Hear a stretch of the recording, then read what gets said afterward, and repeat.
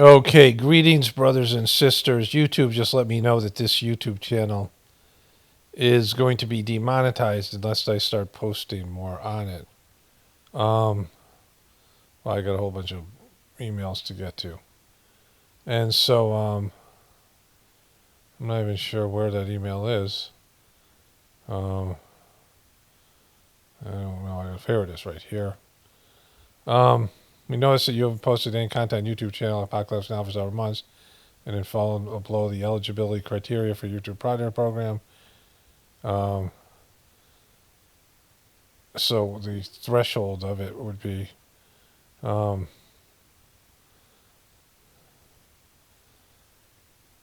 don't know. I got to start putting more videos up here. So I'm not sure what they want me to do. So it's 4,000 hours and 1,000 subscribers and I don't know, valid public sources, 10 million views. I don't know, in the last 90 days. Anyways, so I'm posting this video. It's going to be up somewhere around New Year's. I'm going to use this because it's these are the Whispers of the Brrighter World Prophecies. And so I'm putting up on all three of my channels. I think it's already on the Gratefullness meditation. And then I got to find other videos to put here as well. Anyway, so here it is. Okay. Greetings, brothers and sisters. So I've been waiting to do this for a while now. There are these prophecies from Whispers of the Brrighter World. And there is a section which is a part of it that's called prophecy. I'll talk about that later. But I'm going to read them. But first I want to explain what Whispers of the Brrighter World messages are, give a sort of a history of it. And that is, like there's an hour-long video or whatever it was, voiceover I did some weeks ago, which I'm going to keep and, just in case I have to talk about this again somewhere. And it's an explanation of sort of the history of the Whispers messages. And I'm going to listen to that again because I don't know what's in there. And just if there's anything else I need to add to it, I'll add to it. And then I'm going to start reading the prophecies. Today is Tuesday, December 31st. So I have those things to do here. And let's get into the introduction here. Okay, so unfortunately that Whispers introduction, I don't like it. It's not good for this particular video. It was part of a Journey series. This is going to be also a Journey series video. I think it's 172nd or 73rd Journey series video. This is 172. And so I'm going to, make this a separate Journey series video that I'll be up on for members, but also this will be as the prophecies part for regular viewers. The history of the Whisper messages are as follows. So in like 2003 or 2004, Master Chargy, the third master of the system, said he had a special book that he was releasing. And people who wanted it had to pre-order it.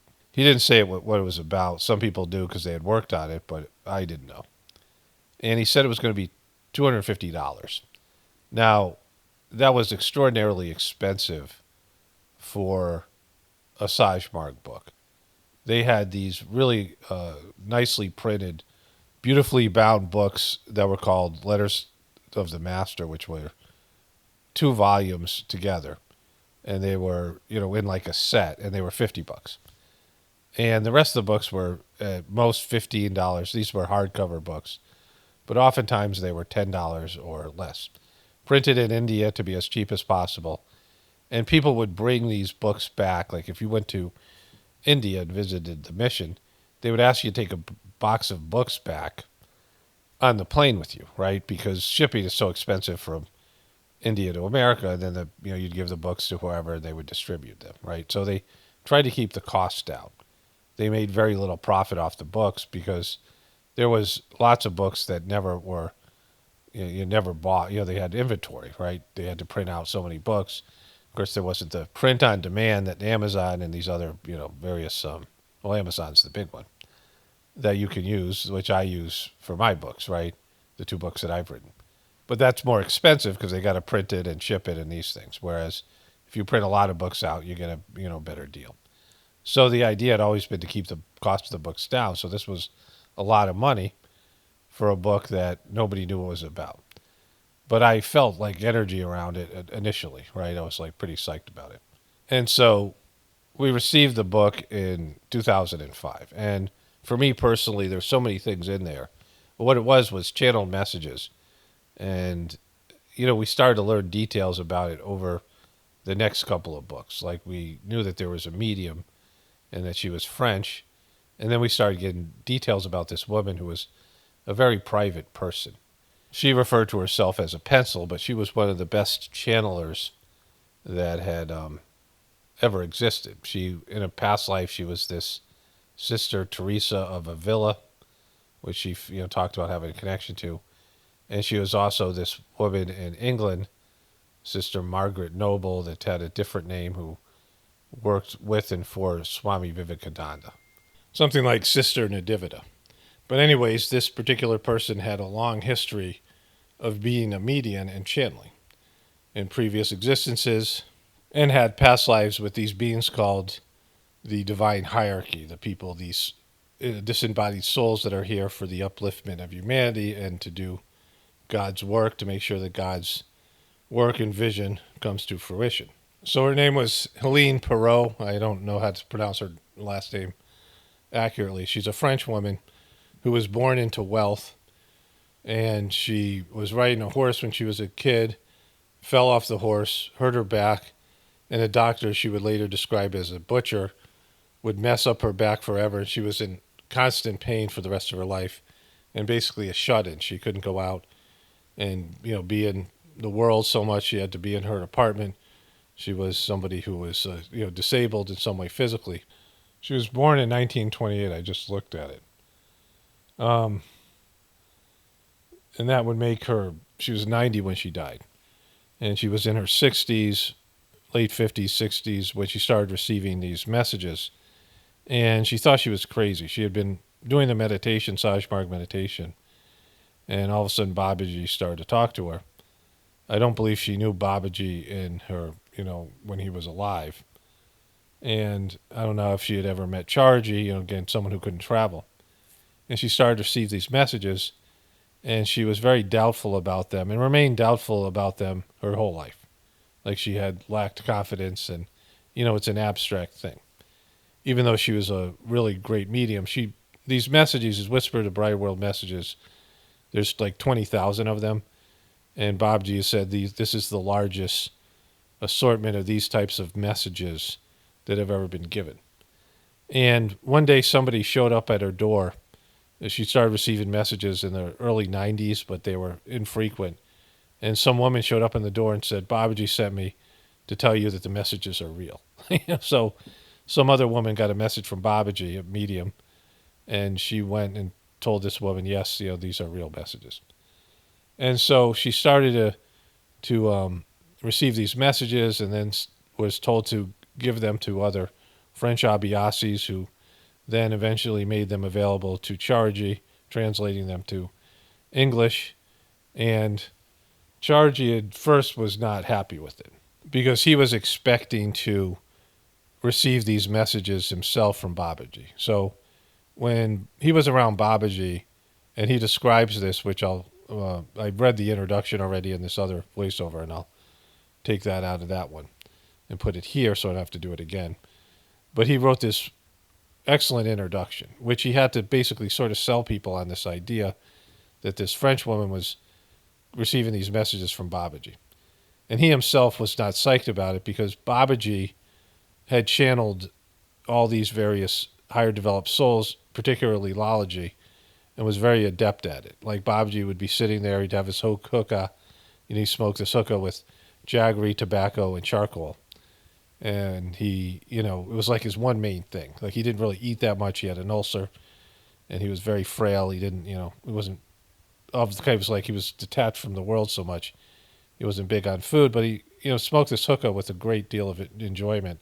And he would sit around with these people, the Abhyasis, and he'd read their condition, and he would tell them stories. And every once in a while, he would just look off into the distance like he was listening to something, even though no one was talking. And there were times he was giving sittings, and he would be sitting in a chair, and he'd get off the chair and flop down on the ground. And then after the sitting, he said Lalaji came and to do the rest of the sitting, his spiritual master. But in his diary, he intercommuned with all these various saints and souls, and particularly his master, Lalaji. And he had all these various interactions with him. And all the things that he did, all the his actions as a creating a like an organization and writing books, making an emblem, naming the thing, was all channeled. He was told what to do by these higher souls, and he would do it. Right? It wasn't of his own volition. It was stuff that he was ordered through this process. Right? And so Charaji thought that would happen to him. Like Babaji had 13 years between the time that Lalaji, his spiritual master, the first master of the system, died, and the time that he was announced that he was his representative. He was going to continue Lalaji's work. So for 13 years, he intercommuned with Lalaji, and he was brought through these various stages and these spiritual points and things. And so at some point, Babaji told Charaji he had opened up the point where Charaji would be able to intercommune like Babaji did. And when Babaji died, he was like, "Where are you? Like, why aren't you talking to me?" Right? And so it was a kind of and Charaji went through hell. Like people tried to kill him, and people turned on him. 90% of the people in the mission rejected him, and he just went through this difficult time. Lawsuits.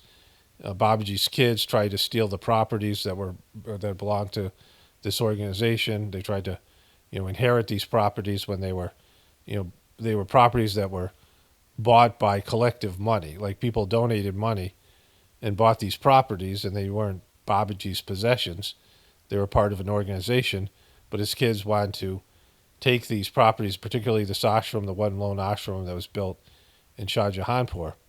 And so it's an absolute mess. And Charaji felt like he was all alone.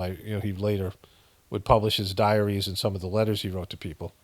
But he felt kind of like Babaji just left him here with a big mess and just didn't, wasn't intercommuning with him. So years later, when this French woman shows up saying she's channeling Babaji, Charaji wasn't psyched. But he ended up valuing her and her work as time went on. When he saw the validity of the messages, he could hear Babaji's voice in the messages, and there were things that just convinced him that this was the real deal. Even though the woman herself doubted, like even towards the end of her life, she lived to 2018, so she lived 90 years. She was born in 1928. And, she put out 30 years of messages. Like she started to receive these messages in her 60s. So 6 years of messages. And one more thing about the channeling thing. And then I want to go to Charaji's introduction to the book. So in the messages, Babaji said that almost everything that's done is done by channeling. Swami Vivekananda and Tesla were friends. And Tesla, reported, basically intercommuning with higher souls or, technical souls or whatever. And he got his inventions through that process. Any great inventor is getting information from above. Like oftentimes, thoughts that you have aren't your own thoughts. Like sometimes you could pick up other people's thoughts even though you're not aware of them. Souls can come in and give you information or make you feel something. Like it's just, there's no boundaries for these disembodied souls. And some of them are a lower nature, what people would consider demons. Some of them are just, like you, and then there's going to be higher developed souls. And so it's connecting to the higher developed ones that's important. But everybody connects with these beings, with etheric life, soul life, even other people's souls on the planet. When you go to sleep, a loved one, that's maybe miles away, but you intercommune in some way through your dreams or something, or you feel something like a parent. All of a sudden, a child comes to their mind, and they call the child, and they just had an accident, or they're going through something, right? They're in crisis. I mean, this happens all the time. And what Babaji had said is pretty much everything that's creative in the human process is given through this channeling or some intercommuning type of situation. There's a great TED Talk, if it still exists, by the woman Elizabeth, I don't know her last name, who wrote Eat, Pray, Love. And she talks about this very process. She talks about how there was this idea of a genius, and a genius was a disembodied soul. If you had a genius, if you connected some disembodied soul that was of a higher nature, it would give you some of this like information and some of these things. But people who write great stories and come up with great stories and great creative works and inventions and art, they can feel something like a vision that comes to them, and that's this intercommuning process, which I'm very personally well aware of. And we all have different ways of receiving. Charji certainly was communicating with Babaji, but he wasn't having these conversations like Babaji had. And so there's certain people who are mediums, and it takes a lot of energy. This is all this woman did. And if Charji had to produce 20,000 messages, he couldn't do all the work he's doing because it's physically draining to intercommune with a higher developed being, because you have to resonate on their level, and you have a mundane physical body, gross physical body. And so it's draining on the physical body to rise up to that level where you can intercommune with these souls. But it's something that in the future, everyone's going to be able to do in one way or another. And that's going to make things a lot easier because you'll be able to talk to divinity, divine souls, to guide you through your life. So this will be transformative in the human process. And so Charji knew that there would be pushback to this book. And so he had to explain to people. There's one more thing I want to say about the channeling, and then we'll get to the Charji thing. Well, let's do the Charji thing, and I'll come back to that. And so this is Charji's introduction, because he knew there was going to be pushback. Here it is. Okay, so this is called An Invitation, and Charji wrote this at the beginning of the book. There are many different forms of communication at various levels of evolution. Let me make this bigger here. Make it easier for me to read. Many levels of evolution of the average human is yet not aware of.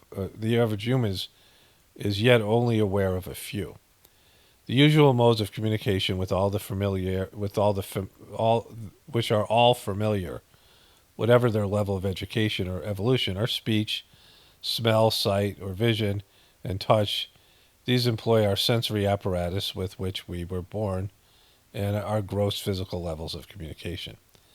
They are used at all levels of existence in the world of insects, animals, birds, humans, the sense of smell playing a large part at the subhuman level. The native tribes of North America used to use smoke signals. In medieval times, beacons of fire were lit on hilltops to muster the troops, or signals of an emergency, etc. The ringing of the bells in churches to announce times of prayer, marriage, death, and emergencies requiring the population to come in for safety is well known. The call to the devout for prayer in the Islamic religion was the muezzin's loud call, heard over long distances, repeated at least 5 times a day. There is the not unfamiliar ululation of women. That's what he means. Of women in Arab countries used to signify happiness or sorrow or grief of the whole tribe. Speech at a distance, even distances crossing entire countries and encompassing the globe, has been made possible by technological advancements, giving human beings the facility of verbal communicating with other people across vast distances separating them. As for seeing, the unaided human eye can see at considerable distance, but here again, optical instruments that enhance vision, such as telescope and microscope, permit us to see objects in the macro universe as well as the micro universe. Although within limits, human technology makes it possible to see what is happening halfway around the globe, or even on distant planets, by electronic transmission images that are received by the viewer on subtle instruments such as a television, consoles, or computer monitors, which convert the electronic patterns into viewable pictures. All these involved vibrations of energy. The average individual today is as familiar with such evolved means of communication as he is with the bullock cart, the train, the airplane flying in the sky, and the huge seafaring vessels floating serenely on the oceans of the world, though few are aware of how massive ship floats on water, or a huge plane flies in the sky. Modern life has taught us how to use marvelous inventions or advanced technological age without the need to understand how they work. We accept them because in one way or another, they make life easier to live, make communication instantly possible, and add comfort to the home. A mere television set brings select events from anywhere in the world, or even the cosmos, right into our home, as we watch from the comfort of our armchairs while munching on a sandwich. This is a wonderful introduction here. I haven't read this in some time. The energy used in electromagnetic energy, light is the supreme form of this energy, for it can speed its way across the universe with a velocity of 300,000 kilomiles per second. Kilometers. Kilometers. Nevertheless, it takes time, and so when we see a distant star, what we see is only the light that emanated from the star in some distant past, 4.33 years in the case of the star nearest to our Earth. If the star had died before the light had reached us, we would have absolutely no knowledge of its death until its dying burst of energy reaches us. So what do we see? So what do we really see? And yet we say that we are seeing, that seeing is believing. Radar was discovered after studying the way bats communicate, whales, and other creatures. I'm going to make this bigger again here. My sight's a little bit blurry today, which sucks. This just happened someday. Whales and other aquatic forms of life communicate using sound, which is transmitted through the water. Sound needs a physical medium through which it can be transmitted, and therefore cannot be transmitted through a vacuum. Its waves travels very slowly when compared to the velocity of light. When there is a flash of lightning, we see the illumination first, and only many moments later, depending on the distance, hear the sound that we call thunder. The people of pre-science times have no knowledge of that light and sound both reflected the same phenomenon. Heat, too, is a manifestation of the energy vibrating in a different level. It has been used by the armed forces and guided weapon systems of mass destruction, and can be said to be yet another form of communication, but with a limited application. We can see how circumscribed knowledge can be when we depend only on the information available to us through the medium of our five senses. What we have to appreciate in these manifestations of energy required naturally developed organs of perception to receive those vibrations, to translate them into what we see as light, hear as sound, and feel as heat. Schopenhauer, the great German philosopher, has said, when a giant oak tree crashes down in the forest, there will be no sound if there are no ears to hear it, but only vibrations. In essence, therefore, we are limited to receive substantial narrow ranges of energy for which nature has given us the necessary instrumentation. The truly vast ranges of energy patterns are sadly beyond human perception. What of the ability to transmit by thought alone? Unfortunately, human beings are as yet unwilling to accept that we can communicate with each other without mechanical or electronic means being used. It has been accepted that thought can go from its source to its destination, even if it has to travel across the whole universe instantly. The Russian scientists of the former USSR reported to have conducted very secret research into the possibility of transmitting orders to the orbital spacecraft as well as to the manned space flights by thought and power alone, since traditional media of communication needed time for orders to reach the targeted recipient. In situations involving distances measurable in parsecs, through power alone could ensure immediate response to orders. This shows that many, including science, did believe in the possibility of sending thought messages across immensities of space. What degree of success those scientists achieved, if any, is sadly not known.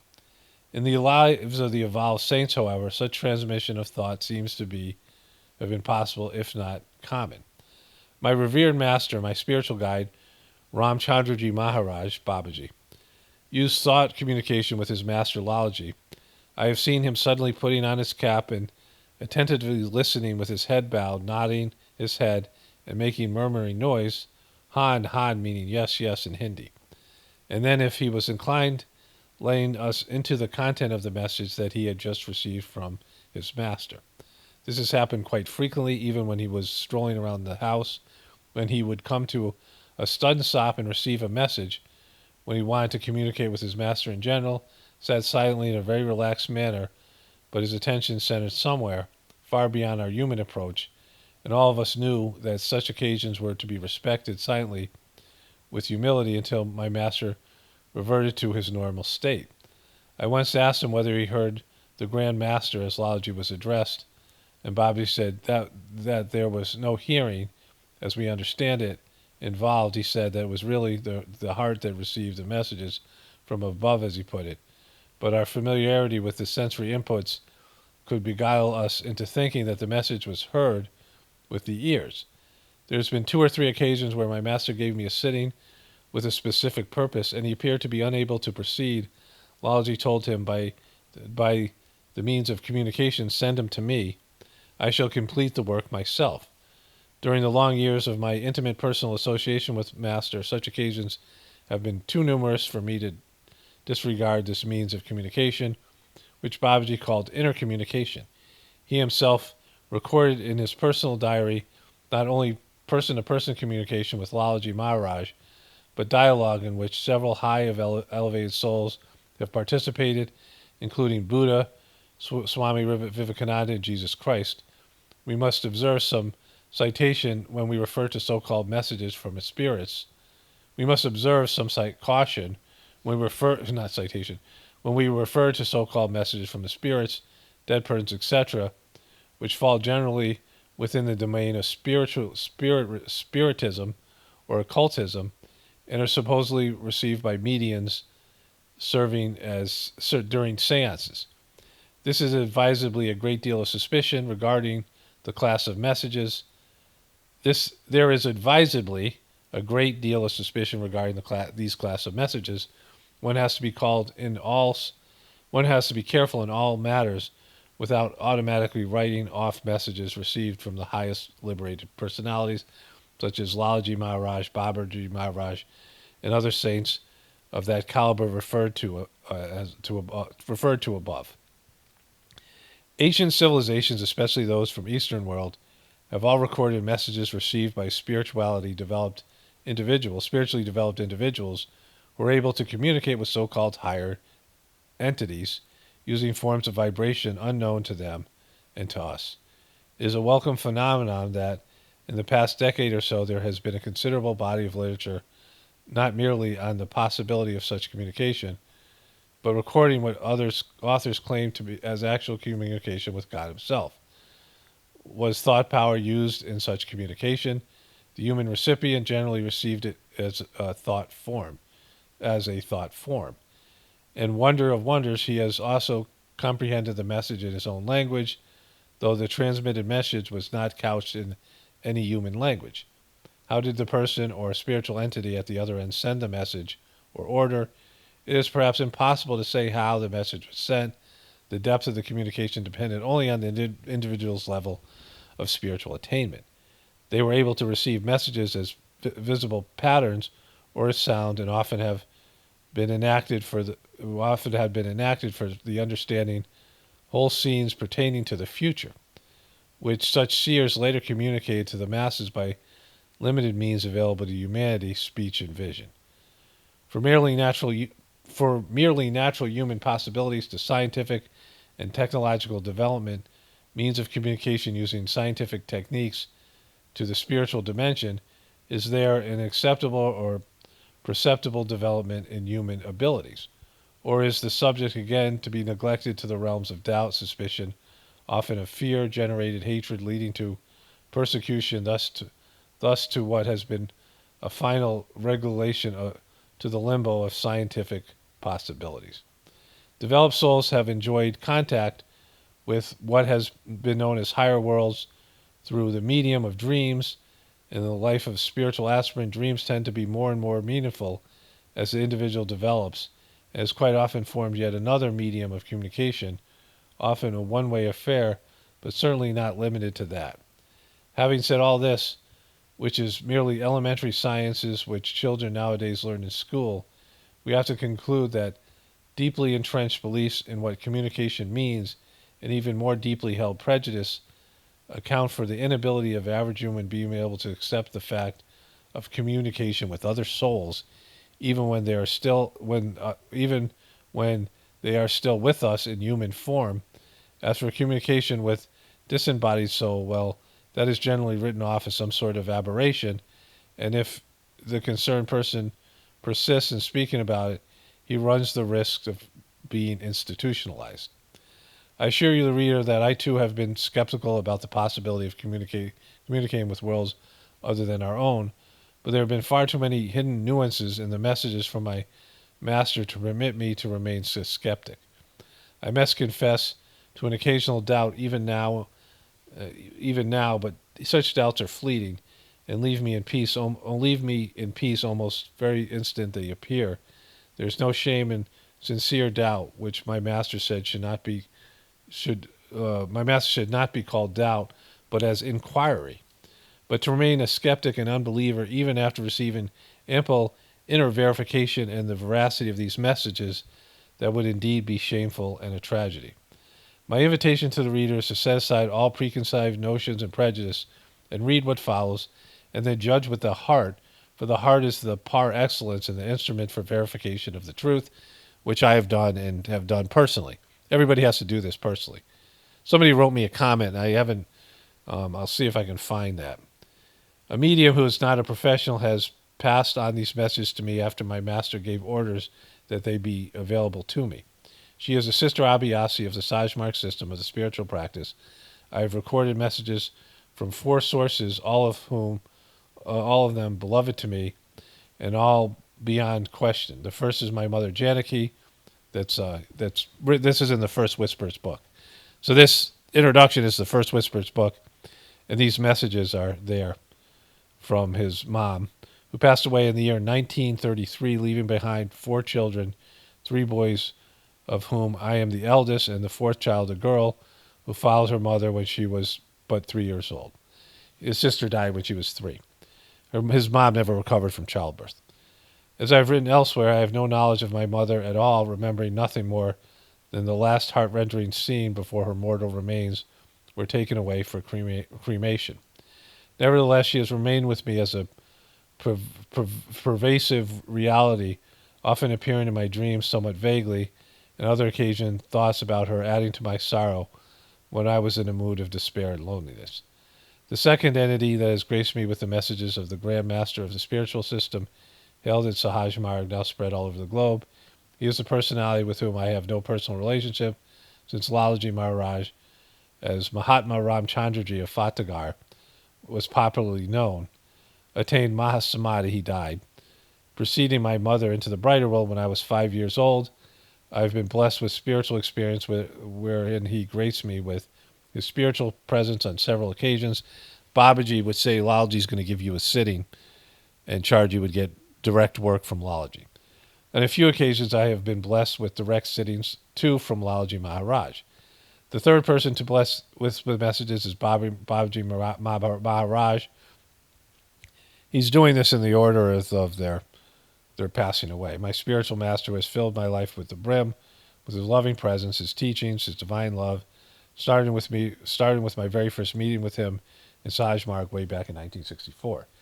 His loving and patient guidance have followed me throughout the 40 years of my sadhana under the Sajmark system, and even today, that same guidance, filled with his love and compassion, is generously made available to me through these messages.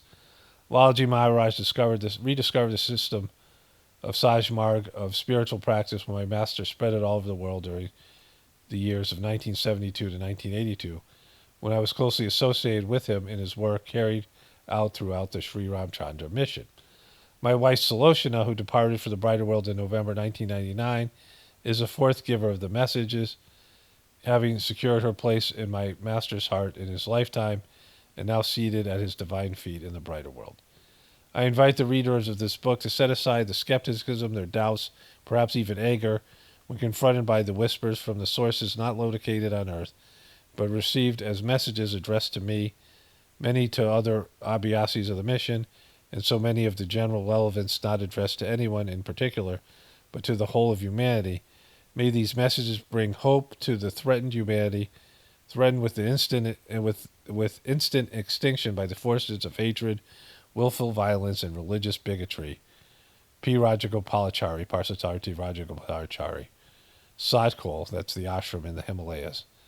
Basan Panchami, 13th of February 2005. So this was Lalaji's birthday.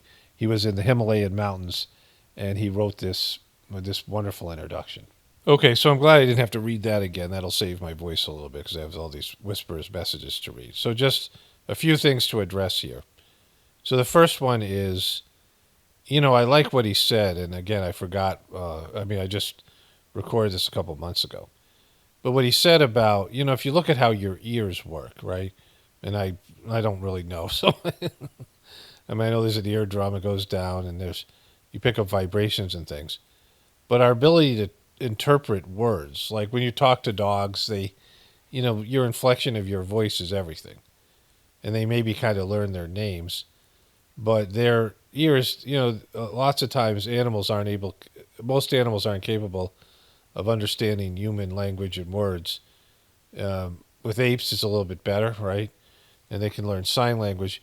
But being able to communicate through sound, and we have all this communication through sound. And, starting off with the telegraph and things and all the television and radio and telephones and cell phones. And now we beam stuff up into space, satellite communication, and all these formats, videos, things, ways that we have of leaving information, right? Videos are a form of information. Of course, there's a written word and books and things. And we all accept that those things are real because they are, right? But they're all based in energy. And, what he was saying about light and the speed of light, but the speed of thought in the Sajmark system, we all have this, our thought force is akin to, basically identical to the original thought, which is God that created the universe. God being that original thought, what Babaji called the Great Kashob, this original primary stir that created out of nothingness the external universe and the eternal universe. And that thought process, all of the ideas that we have and the information that flows through us and in us, and, our dreams and things that we have, that we go to different, levels of consciousness and different brain patterns, right? Thought and love, love, the energy, the transmission that's given in the Sajmark system, and love that we feel. And thought are things that are beyond the fourth dimension of time, so there's no time and space to receive them, right? And so, there's thoughts coming to us, but we can't hear them like we hear words. It's not as physical. It's not as, it's not third dimensional.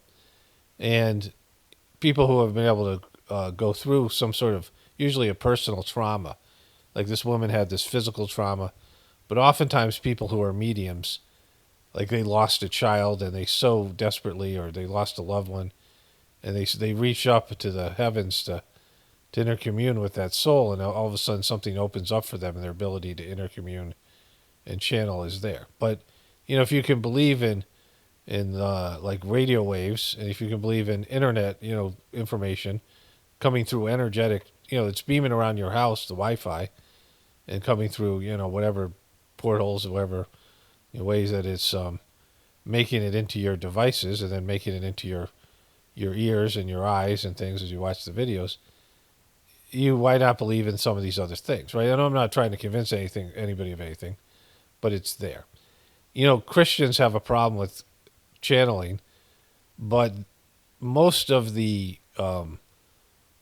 New Testament was written in a channeled form. Most of the work that's in there, some of it's stories of Jesus' life and conversations his disciples had with him.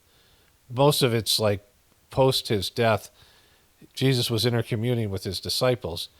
And St. Paul, who never met Jesus in his life, that whole part is him connecting to God, right? And in the Old Testament, you have the burning bush and these other examples of that. And so channeling, you wouldn't even have a religion or a book if there's no channeling, if you're a Christian, right? And so, it's just there. It's a fact in all of our creative material, and people are intercommuning with disembodied souls and connecting to, different levels of higher dimensions and things all the time, and are just not aware of it, and it's very subtle. And it's not something that you can, hang your hat on like a physical thing, but it's there, right? And all these people who receive transmission, my brother, he started doing the Sajmark system, And he went to some preceptor's house, one of the sort of fear-based people in the system, and she asked him if he was mentally ill, and he says to me, I'm thinking that this woman is telling me that some guy across the ocean of India has reached some high level of spiritual attainment, and energy is passing through him, and then through this woman, and then into his heart, and she's asking me if I'm crazy. And so, the transmission that's given the Sajmark system is very palpable, and people who can feel it, love it. It's amazing. It's divine energy. Not everybody feels it, but people who do, it's amazing.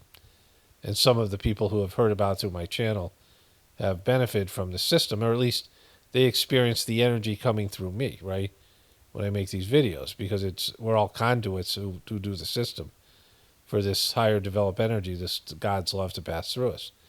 And yet they struggled with this book, and many of them quit, and there's a whole thing with it, right? And so I don't care about that. But if you believe in the system, you have to believe in all of it. It's like all of a sudden Chargy got duped or something. I mean, this guy called the Dodgy Truther. That was the original voiceover that I did in the video. It's can be heard in the Journey Series 167. But channeling is part of human life, and people who get it, and people who don't, just like with past lives, it's to your benefit. Like if it's real, it's to your benefit. If it's truth, then knowing about it is important, and it's going to help you navigate through your existence. And so again, I'm not here to convince anybody. And these prophecies, you can take them or leave them, believe them or not. It's just, whatever people think or say. Some of these things, the third master of the system, Chargy, has said were things that could be avoided at one time. But then there's a point of no return. And to my understanding, there's a point of no return. Like the nuclear war was supposed to happen, I think, in the 1970s or 80s. It was originally scheduled. And then it was pushed back for whatever reason. Like, there's divine beings who monitor the earth, and for one reason or another, they can withhold something and prevent something that is inevitable, but just can be delayed. And, the so-called doomsday, the end of our civilization. But in the context of that, I'm going to read this to you, and I'm going to read Babaji's chapter by vision at some point. Hopefully I'll remember to do that here as well. I might come up with a part 2 of this, depending on how long it takes me to read all these messages. But there's a number of messages that were published that were called Prophecies in the first edition of Whispers of the Brighter World. And when this book came out, it was just magical. It was in a box, and it was leather bound, and it had all these like etheric pictures, and it was just this really wonderful book. And it started off with messages from Chargy's mother, who, she died when he was 5 years old, and was, heart-wrenching. And then, his wife had just recently passed away. And so that was something where he was, receiving messages from his wife and his mom, and then all the stuff from Babaji and things like this. And so eventually Chargy would die in 2014, and then he would give some messages, to the Abhyasis, which were really, nice to receive. And you could hear his voice. Like, I didn't know Babaji, but I read a lot of stuff from Babaji. And you can hear their voice when even though they're disembodied souls, their essence has a certain way of self-expression. And so, again, these prophecies were given in a chapter called Prophecies. But there's other messages that are even as much or more prophetic. There's probably another 100 of them, and I'll read some of those as well. Just to get a sense of it. But, these are more than enough. They're kind of overwhelming. And there's one that I want to start with that speaks of something happening in 25 years, a quarter of a century. And so that's the reason I'm reading it now, because this is the beginning of 2026 or next year, at the end of 2025, or sometimes it could be, next week. I don't know. Because I think when Babaji says a quarter of a century here, and I'll talk about it when I'm reading it, that he means possibly, like just about, like not 25 years to the day, but around 25 years from now. So here it is. Okay, so again, I'll read these in order, but I want to start with this one. It's sort of, it's not in order in terms of the timeline. So this one, I got to make this bigger as well. So this is Wednesday, February 28th, 2001, 9 a.m. So it would be in a quarter of a century. Starts off in a quarter of a century, which would mean, 25 years to the day would be 2006, February 2006. But it could be something about 25 years. In a quarter of a century, the Earth will experience a major turbulence. That will be the beginning of a cycle which Earthmen will find very difficult to go through. Fire will literally beat down in certain parts of the world, whereas torrents of rain will pour over others. Cataclysms will follow one another for many long years, keeping men frightened. Many will turn toward a supreme God, beseeching his forgiveness. Forgiveness for more and more aberrant behaviors, as well as for the maltreatment imposed on their nourishing mother, the earth. The failure to respect the elements will lead to the effects generating terror among the population of the end of the century. In future ages, the present layout of the continents will be shattered, maps will need revising, yet the creatures inhabiting this planet will have more than enough to do in order to survive rather than dealing with those details. Atom, ATOM, will turn against mankind who will not have been able to harness it, and its lightning power will be devastating. The time for punishment for such a conceit will take place as hard as it can, and man, paying for his ancestors' glaring mistakes, will suffer without having any control over their situation. The transformation of this planet must go through all these cataclysms in order to be effectively completed. Babaji. And so I might add here, and I think this is important, distinction, that this isn't something bad that's happened or something that's, we experience it as being bad. But something has to end for something else to begin. If we, in the truth community, more than anybody else, acknowledge that what's going on now sucks, and we're going in the wrong fucking direction. Almost everybody can see it. We're going in the wrong direction. And so if that's the case, then the end of something that's bad, like an addiction, our collective negative tendencies and our egotistical pursuits that are leading us away from the God within us, from our morality, from our ethics, from our heart, from our family, from nature, and we're doing damage and making the world a worse place, and we're going in the wrong direction, then this thing coming to an end would be a blessing, even though we won't perceive it as so because of the physical discomforts and the fear of death and things that we have, and all of it. But it is framed here as something, that work that was being done, and that Babaji was ordered to end this current situation, through these divine orders that he was receiving, and then set the parameters and the I don't want to say the catalysts or the conditions for human beings to connect to God and evolve spiritually, which is the ultimate goal here. And so these messages should be considered, as, well, this thing has to happen for something good has to happen, right? Something has to end for something better, for where something better begins, before something better begins. All right, let's go to the next one here. Okay, so let me pull this one up. Here it is. Okay, got to make this one bigger. This is Saturday, August 3rd, 2003. I'm not sure. I'm just going to read this in the order they're there. This isn't the order they necessarily were put in the book. We have already made enough predictions about this poor planet. So this is most of the messages were between 2001 and then this one in 2003. We have already made enough predictions about this poor planet.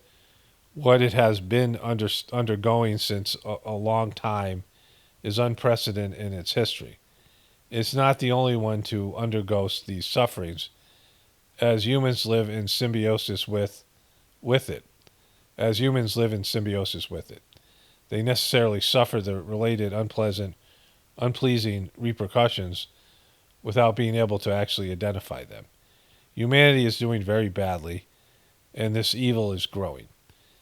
It often seems to lose its mind, and in the present state of affairs, we can only note this dangerous evolution. In spite of that, many souls are waking up and searching their way, a bit lost in front of the profusion of all that is offered to them. Many contradictory currents different approaches to the issue, among which one has to make a choice and to adjust himself accordingly to his own aspirations. Sajmarg is one of the options. It is somewhat different from all that currently exists. This is how our aspirants feel about it. By practicing with perseverance, they necessarily get confirmation of the initial feeling. There are families of souls. They can be recognized within families which they belong to. When time when time has come for them to go to the main thing, the researcher is guided to this end. He then understands that the moment has come for him to engage in a new phase of his evolution. He has no more time to lose. Humanity is getting into a new era where everything is at stake for it. Will it be able to be convinced of it and to act accordingly? We are all working to this end.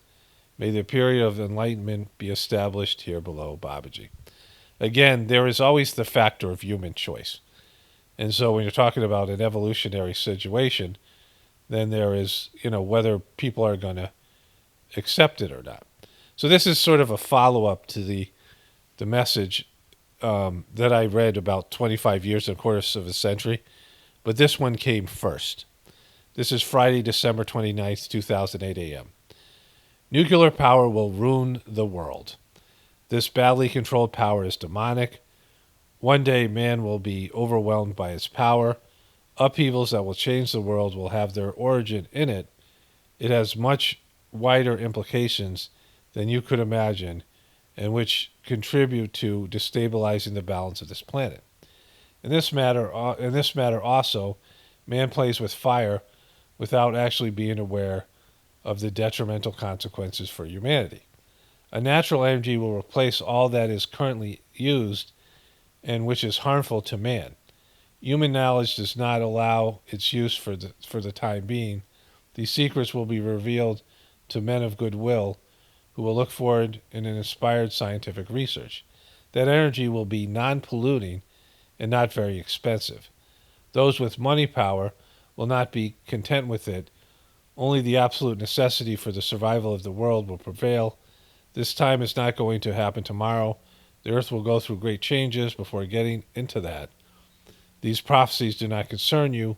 You are undergoing the damaging effects of this insidious pollution, which will lead the world to collapsing. But you can neither stop time nor modify the system in place. Then protect yourself as well as possible from these harmful effects, and pray for the brothers of the future, Babaji. So that last part is really important, where he says that would lead to the collapsing of the world, but you can neither stop time or modify the system in place, which is a good way of putting it, right?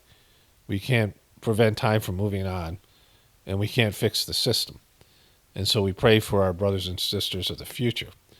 Now, this idea that there will be an energy, a cheap energy that will replace what we have now, it'll be non-polluting and it'll be, a better, obviously more efficient energy would be blocked by the powers that be because they can't own it and control it. So it means that there's going to be some civilization left after all these things happen, that there's going to be, some, this isn't going to be like we're going to the Dark Ages. Although for some people it'll be that, because there won't, the civilization won't be a global civilization, and the structure of the earth is going to change.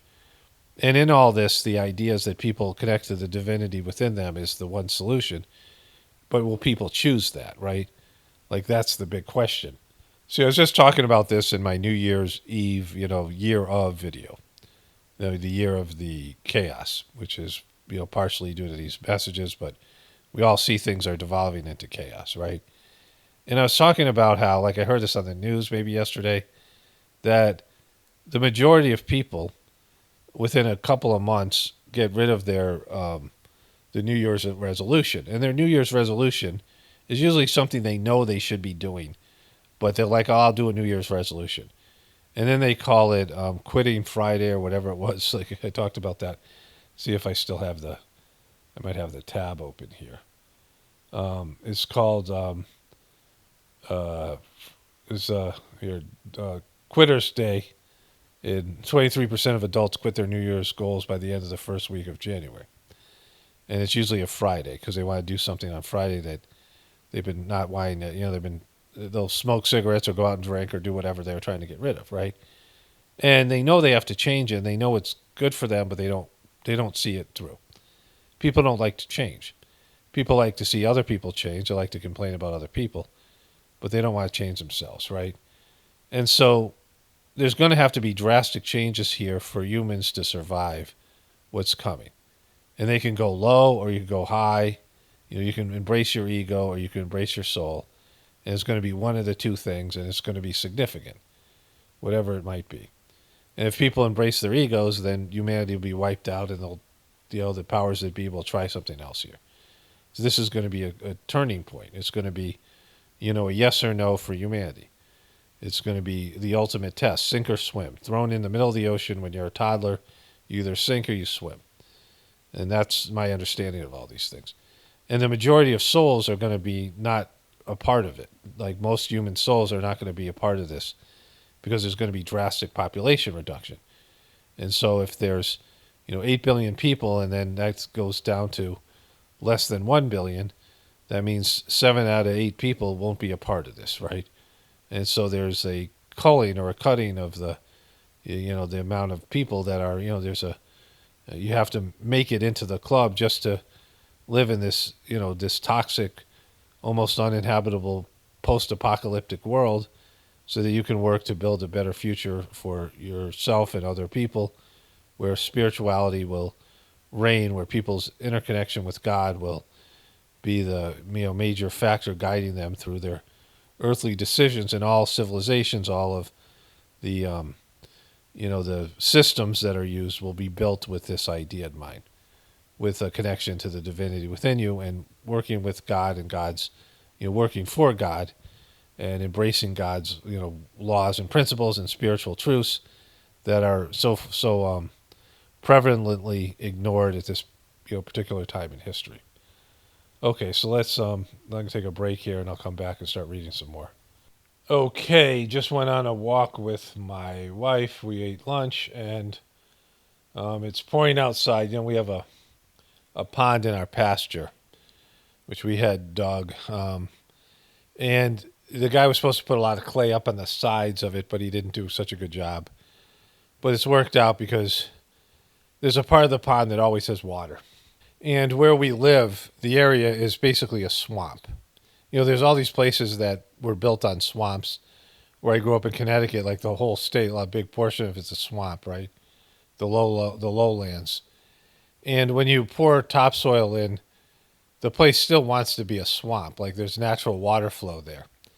And our pasture is very much a swamp. Our house is, up probably about 10 feet above the pasture area.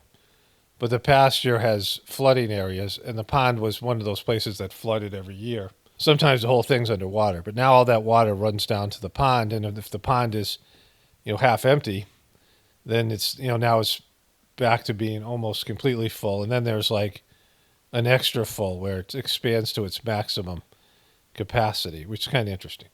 Rain is very auspicious in the Sahaja meditation. When there's a gathering, it represents divine grace, so I feel very optimistic about this year. And so the one thing I want to say here is that when you look at discourse, that's where I was going to say it initially, accidentally, there is a general feeling of impending doom. Kids growing up, there's such this attitude that we're entering the apocalypse. I've never seen this before, where the majority of people felt this way, right? There's some people who have, people have unrealistic hopes, right? Joe Biden, the hope of Joe Biden fixing the Trump stuff and Trump fixing the Democrat stuff, right? All these things. These unrealistic hopes that, one side could get into power, truthers could, do something, or, America might wake up and we'll change what we're going, change the course of action. But most people believe we're on a course to disaster. But the disaster has already happened over a series of generations. Over a long period of time, based on our faulty economic system, our religions being completely the opposite of what they're supposed to do, which is block your connect. What they do is block your connection to God instead of facilitating that connection. And then the family and morality have dissolved because of these things, right? And so we've gone in the wrong direction. And so most people kind of get it. We're going in the wrong direction. And that the system is corrupt. And there doesn't seem much hope, I think, for most people that it could be fixed, right? Going back to that last Whispers of the Brighter World message. But the idea of it collapsing completely is terrifying because we don't know any other way. We don't have a backup plan. We don't have skills. We're a lot weaker and unnatural than we should be. And most of us couldn't withstand that kind of massive change in lifestyle. When people can't even sustain a New Year's resolution for more than a week, right? So, that's where we are as a species. But I think deep down, most people know that the system is bad and it's making us worse and we're going in the wrong direction and it probably needs to be stopped, even though we don't want to, we don't want to experience what that means. But when you look at it that way, then these messages aren't so horrible or anything like that, right? But let's go to the next one here. And so this is a good one because of the way it starts off. So this is Friday, December 29th, 2000, 10 a.m. The city of the Atlantis civilization was very advanced, much more than yours. When it was engulfed, vast expanses of land were dislocated to become continents as you currently know them. This planet underwent very many upheavals before getting into its current configuration. Some more upheavals will take place. It is inevitable. This is part of the Great Movement, which governs the structure of the universe, in addition to which, as far as the Earth is concerned, there is incredible contempt with which men, having a destructive instinct, treat elements that make it up.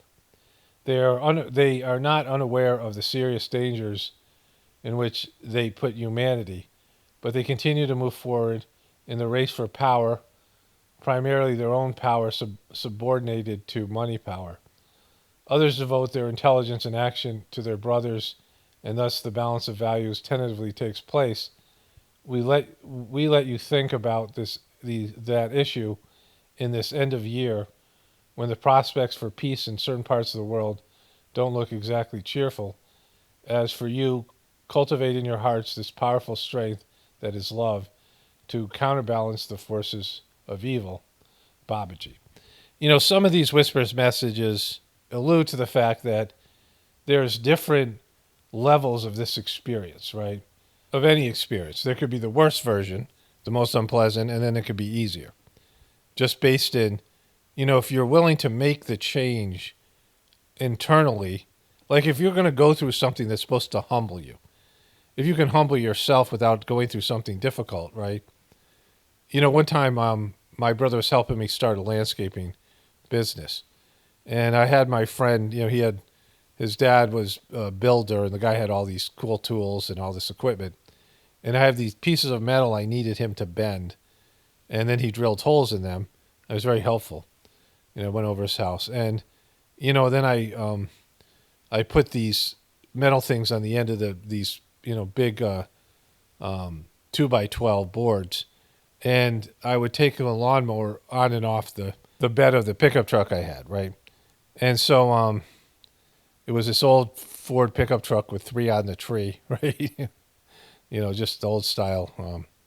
It had this. It was a standard. It had three gears on the tree, of the on the steering wheel, the column, and I would take the the lawnmower on and off the truck that way. And one time I was going to put it up on the truck, and my brother said, "Look, I was debating whether I should tell you this or not, but you see, you don't have the boards pushed all the way in." And he said, "Because if I didn't tell you and the lawnmower fell off or whatever, you would never forget. You would never make that mistake again." But him telling me that was enough for me never to make that mistake again. Because, as much as I'd be in a rush to, sometimes I was cutting 10, 15 lawns in a day, I always took my time to make sure the boards were set and that I could safely get them on and off the truck. Because it could have been a disaster. It could be something where I would be maimed for life. The lawnmower is a heavy lock lawnmower, these old-fashioned.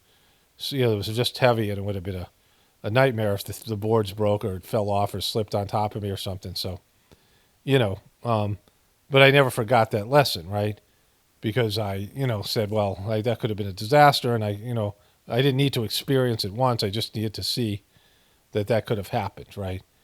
And so, this is what can happen if you are open to change and you are subtle and you're listening to God's warnings, and you can adjust yourself without going through some calamity to to invoke the change that's going to happen. But it seems like humanity, as Babaji said, is going to take place as hard as it can, because it's just going to be some kind of really brutal experience for humanity to wake up, fuck up to what we're doing wrong and to go in a different direction. So let's go to the next one. Sunday, February 25th, 2001, 6 p.m. So this is before the 25 years one. He refers to the medium as my daughter. My dear daughter, we would like now to start giving you messages having a totally different content. Scientists are very often mistaken in their assertions. In a century, these assertions will be outdated. Man will have taken a step forward in his understanding of the laws governing the universe. They will then become obvious to a great number of minds capable of understanding their real meaning. Significant changes will take place on the Earth, globe, after great upheavals have occurred.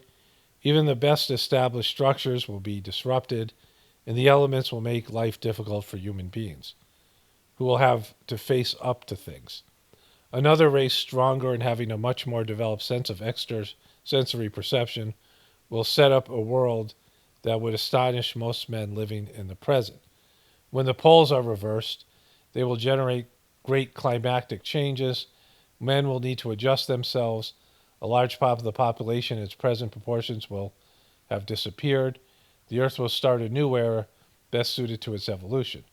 We will further elaborate to some of the mentioned topics, and you'll have to note down without wondering too much, even though you cannot verify the soundness of what you are writing. These predictions should neither worry nor embarrass you. They do not relate to your present day, and a long time will have passed before all our assertions come true. You will need to trust in us and leave the usual doubts aside. These writings will long remain in oblivion before they could be made public. Therefore, it suits you to consider them as fiction. We have no objection to that. Don't worry, you are not under the influence of any devious spirit. We will resume the normal course of talks. Be at peace. Be blessed. Babaji. Okay, so the median wasn't digging these prophecies. This was one of the first ones. And, she oftentimes she had her doubts and she had her issues with all of these things, but didn't understand a lot of the stuff that was going on. She wasn't, up to date on current events, and she wasn't a truther or a conspiracy theorist or whatever you want to call it. So these messages freaked her out, basically. And so, and then Wednesday, February 28th, 2001, 10 a.m., you can call this new collection Prophecies, Babaji. So this was after the one that said in a quarter of a century. And so that was related to that message. And so here is one. Let's make this bigger. Sunday, March 4th, 2001, 8 a.m. The Earth's history is both very ancient and rich.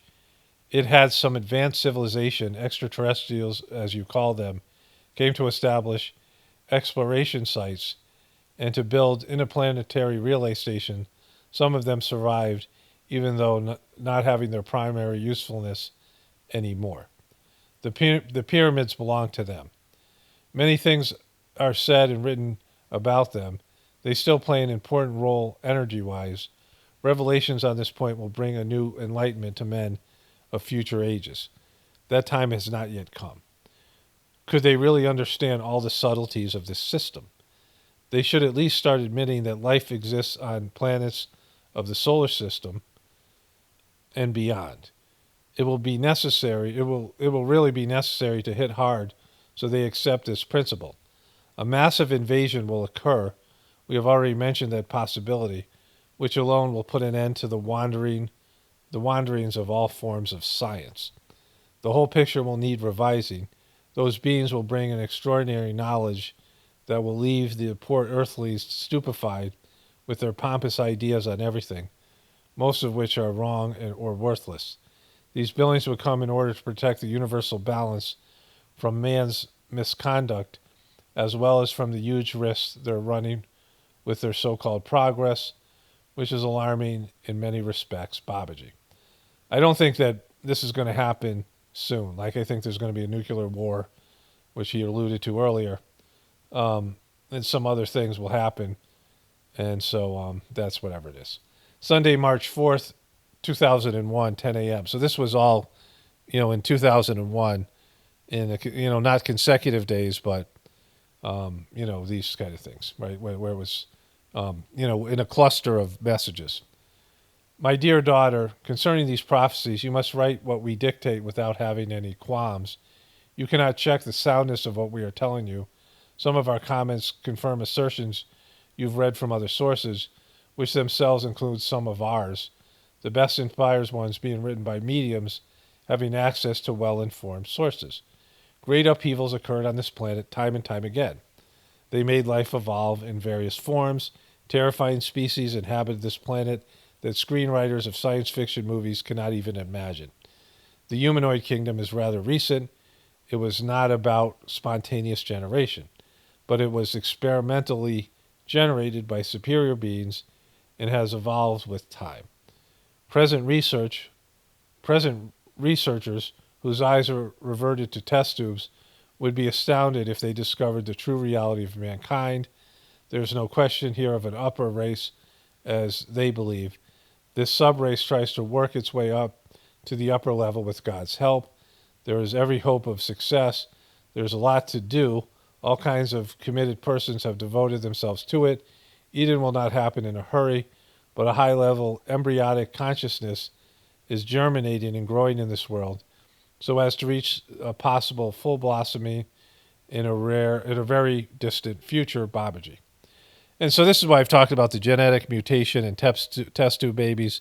Of course, this is supported by various people out there and theories, and the fusing of the second and third chromosomes and the stuff I talked about with Lloyd Pye, and I've talked about these things in other videos, right?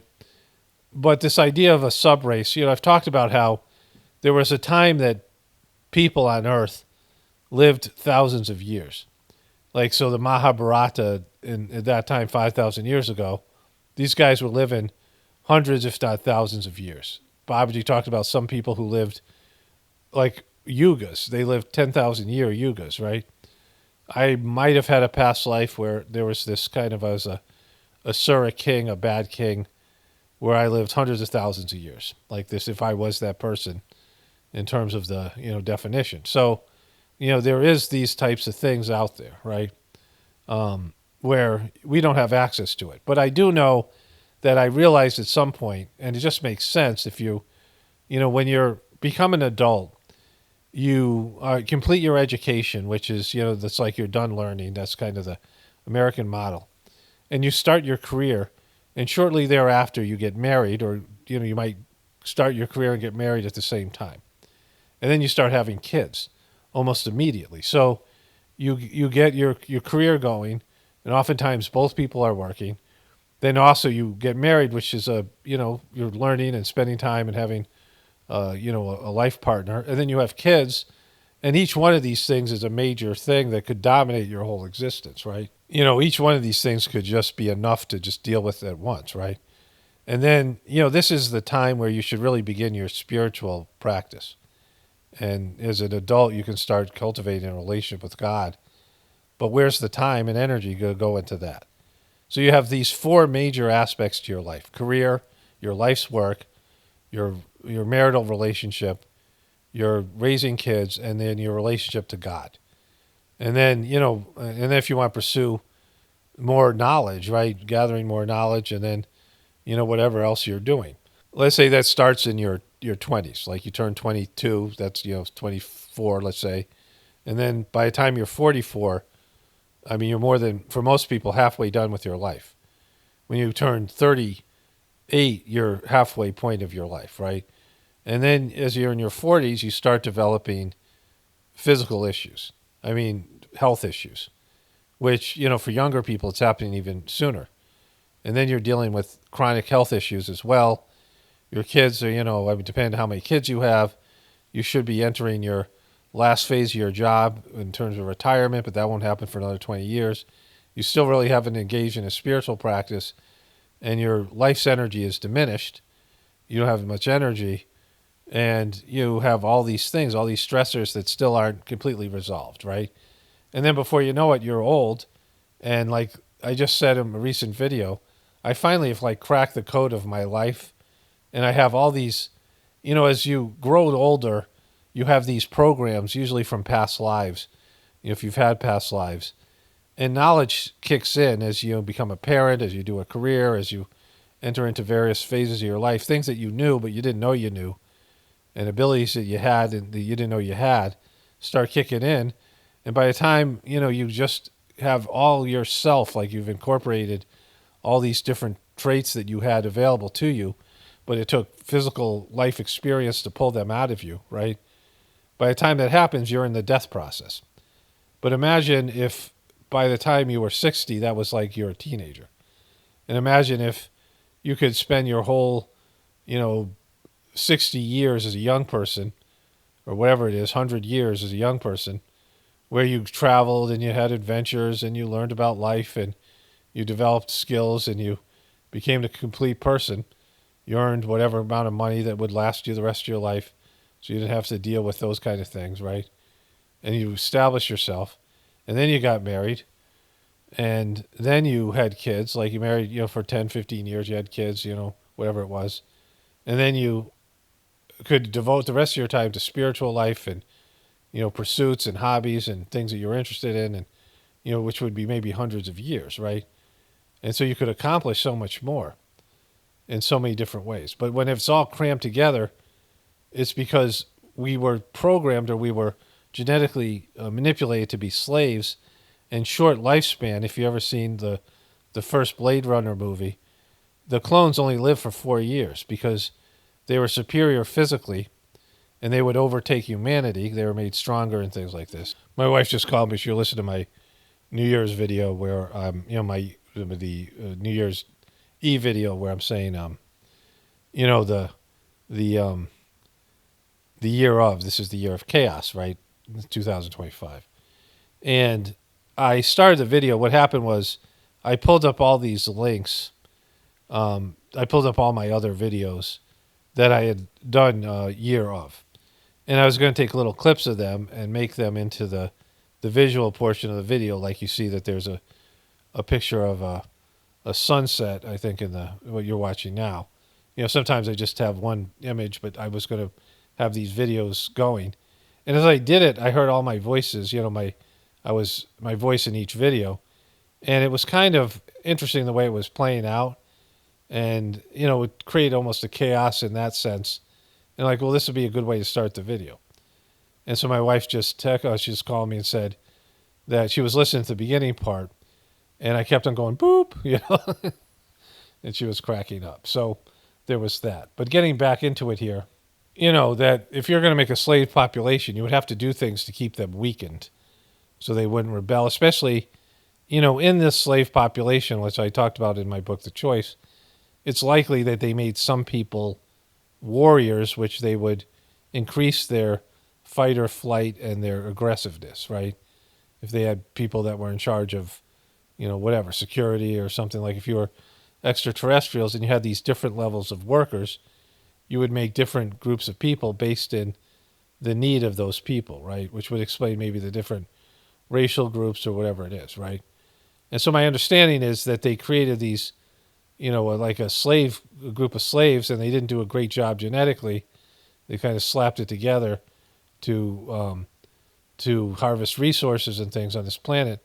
And then they left, and left us with this mess, people who were, genetically manipulated, so we didn't come from an organic, natural process. We had access to higher levels of technology that we weren't mature enough to navigate, and we had this short lifespans, and some people that were, had these tendencies towards aggression, and so that's why we have this mess here, right? And so there is a chance for us to evolve to a higher level. We still have this, what they call junk DNA, which I talked about in various videos, to evolve to this higher level. And yet, we're predisposed to the lower. And so, like there's all of those things, right? Now let me pull up the next one. And so that's what the reference is to all those other, prophecies, are the one I just read. And so this one, Tuesday, March 6, 2001. My dear daughter, let us focus on what is feasible. The current system is working rather well, except for a few delays due to the congestion of the telephone lines. He's talking about the system of translating these messages. We must appreciate the easiness with the easiest we have arrived at. The working team is efficient if we can consider the present capabilities of this information technological. Why couldn't we also have our own means of communication? In centuries to come, skepticism on this point will not exist anymore, as the means will be widely used on Earth. He means this type of a channeling. Mankind will make great progress in knowledge and in the perception of vibratory waves surrounding this planet. It will be less populated than it is now. Another race of individuals will live in these places, beings more advanced and receptive to the reality of the beyond. So this was in 2001, March.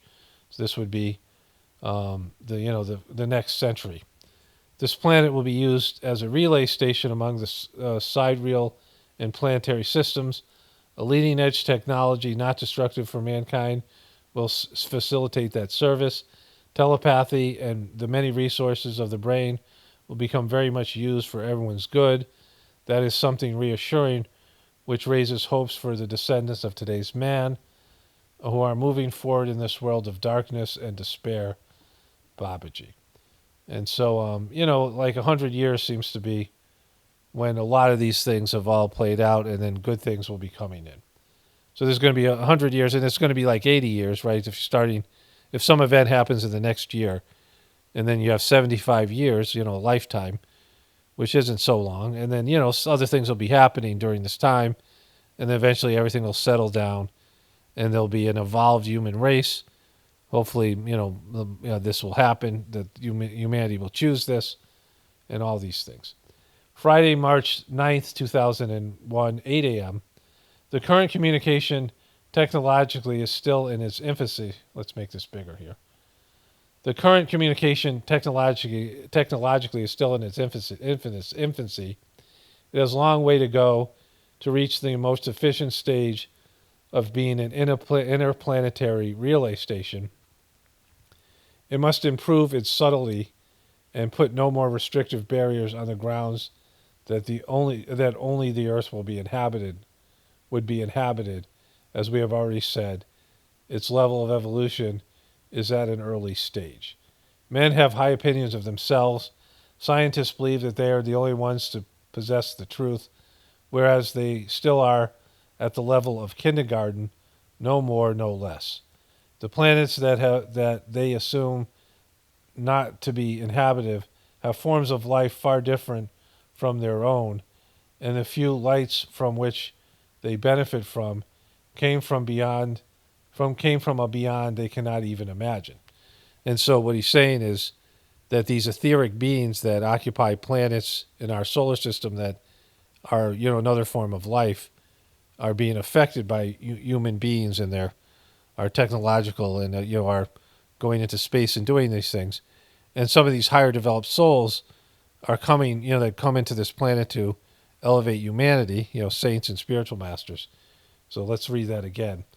Men have a high opinion of themselves. Scientists believe that they are the only ones to possess the truth, whereas they are still at a level of kindergarten, no more, no less.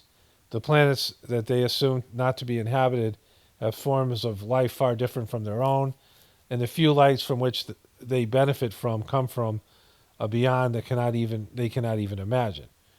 Will it finally be necessary for a large number of those beings to come to Earth during trying and hopeless times for the inhabitants and get them out of the tragic situation, so that in the end they become aware of their limitations? They will have they will then have to align themselves with advanced knowledge and to reconsider all the thoughts they have acquired. They will reconsider all the thoughts that they have acquired.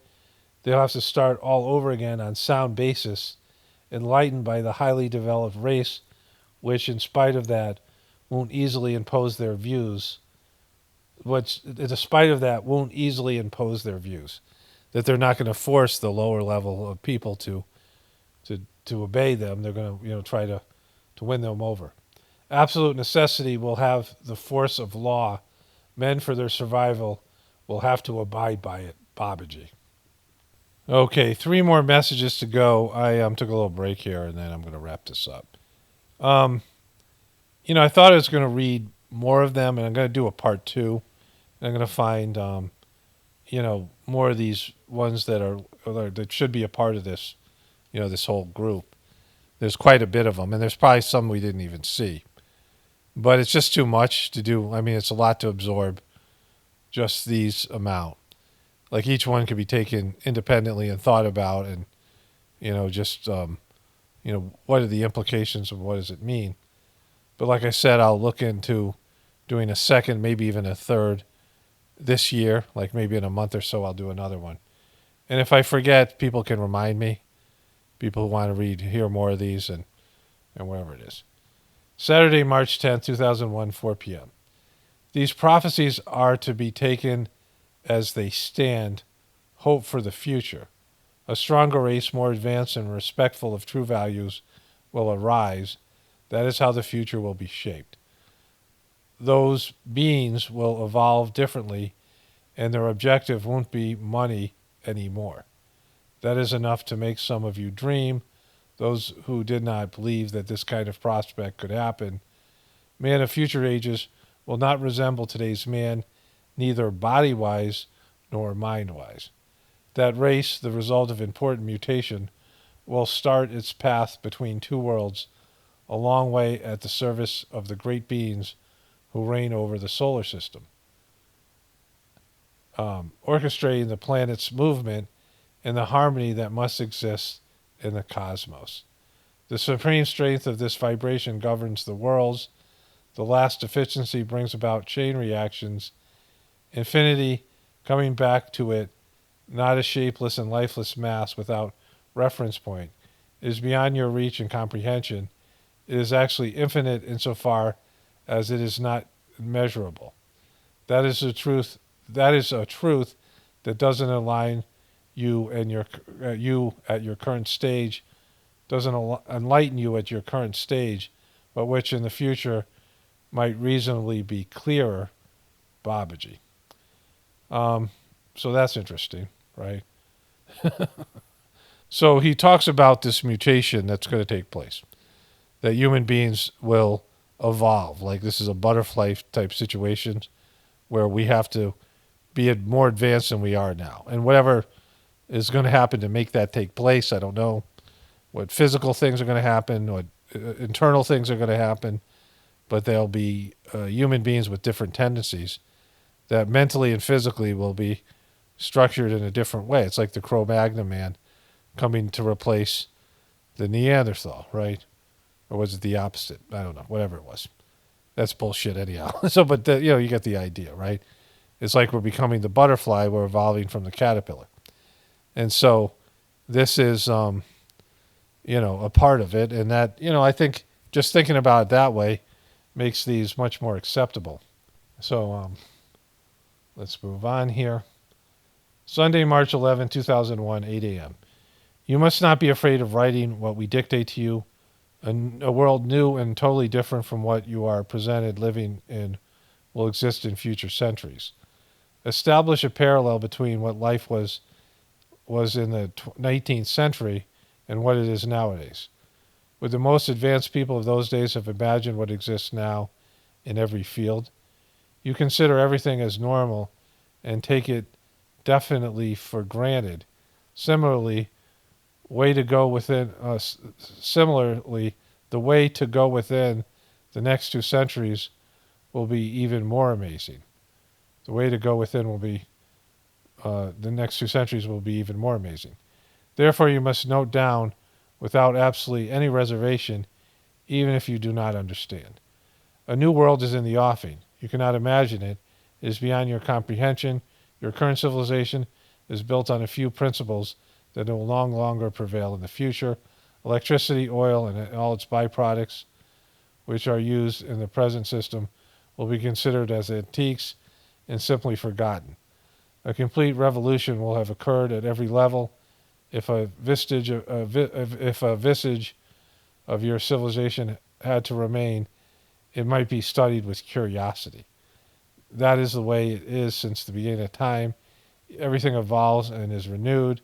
Men end up going to the most glaring extremes. That must therefore be remedied. Everything changes and is transformed. It is the nature of things. Babaji. So again, these are self-explanatory here. You know, if there was some higher version of yourself that wanted to take your place, right? You know, like this. We watched this show on Apple TV, and this guy invented some kind of form of interdimensional travel. And at the end of the TV show, it wasn't a great TV show, but there were versions of himself, right, that were all competing to be him, right? Like he was all to be a part of who he was in this world. And there was hundreds of them killing each other, right? They were all versions of himself, and they were all wanting to take over his life. There was one guy who it was his real timeline, and all the other ones were basically imposters, but they were all vying to, live with his wife and these things, right? Kind of interesting, premise. The show itself kind of sucked. But, people have their own selfish. I mean, they were killing each other. They were killing themselves, like they were murdering each other throughout, plotting against each other. I mean, it was, in that sense, it was interesting, right? Even though they were all the same, and they were identical. And so people don't want to be replaced by a superior version of themselves, humanity in general. And so that's the sticking point, right? But when we incarnate into a higher level being, those of us who are lucky to come back because the population will be reduced, well, that'll be something great because they'll, a lot of the things that we're struggling with now won't be there. The limitations we have and the things we complain about. So here's the last one. Sunday, March 11th, 2001, 10 a.m. So these were all in a row. These were all in 2001, these last ones. Why keep dwelling on the opinion of other people? Aren't you satisfied with ours? You are a good medium, and that is not easy as your circle may and not as easily as your circle may think. You put a lot of yourself into this work, and it's natural that you express yourself when you so wish. This new collection will puzzle you many times. You will have to get used to it, this new genre whose contents are unverifiable, and adapt yourself at all costs. We give you some time. We give you some time. Your helpers will support you in this new phase full of surprises. You finally resign yourself to not doubting anymore, and yet we start again shaking you up.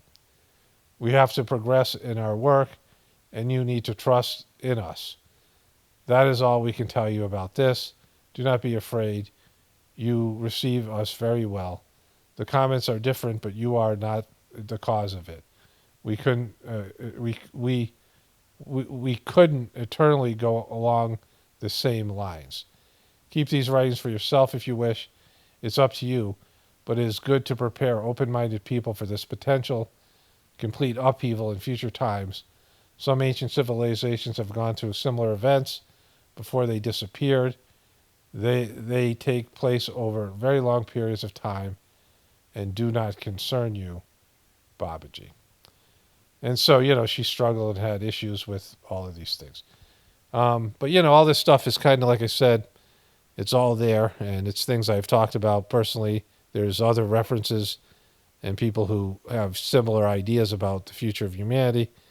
This thing that Babaji did, which I think I'll read his I don't want to do that today, the reality at dawn, my vision, because I'm just kind of burnt. It's like a lot to do, and I completed another video this morning.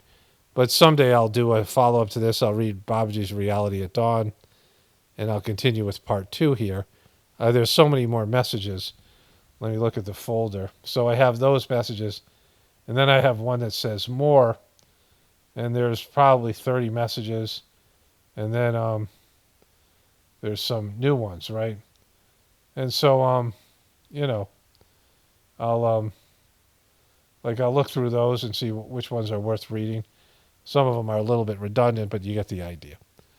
But essentially, it's this one that I want to focus on, the first one that was given on, I believe, the 25th or 28th of February in 2001, and says in a quarter of a century, which is now upon us, right? And so it just feels like big things are afoot, and we'll see what happens in this next year and following year, and if there's major changes, and we can see that this process is kicking in. If it is, then it's this idea of focusing on evolving spiritually and all the rest of the things I talk about here, and what Babaji talks about in these messages, will be essential. Only spirituality will save this world. It's Paul Romano definitely pointing for the apocalypse. And the ascension, everyone have a blessed day and be grateful.